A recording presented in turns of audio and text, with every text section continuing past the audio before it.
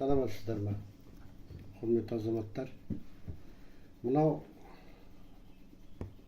не дейміз? Магний водород H2. H2 деген дәріні мен ішкеніме қазір 2 айдан асты. Менің өзі ауыратын себебім бұрынғы ауыратын үлкен дәретке таңға дейін 3-4 мәрте шығатын. Кіші дәретке. Осыны ішкеннен кейін 15 күн ба 20 күннен кейін ол тоқтады.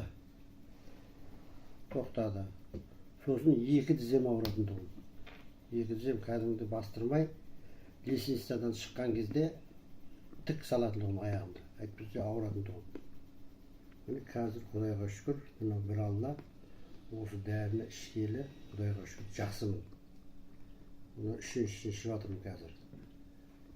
Сосын Шымкентте неге түскенде аппаратқа оң жақ мынау УЗИге түскенде оң жақ аяғын шабырттың түбінде не бар деген маған киста. Малдос құрып отыра алмайтын тұғым. Бұным да кетіп қалды қазір. Әлі тексеріп те жүремін, малдос құрып отырамын, рас па өтірік па деп. Жоқ, Құдайға шүкір, осы дәрінің арқасында жазылдым. Әлде де ішіп жатырмын. Құдай қаласа әлде де іше беремін.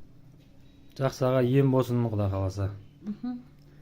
Барлық достарыңызға, Құдай жекжат ағайын туыстарға айта беріңіз. Міне керемет бұл дәрі. Өзіңіз Алла шипасын берсін. Burada жаңағы өшіп тастадың ба?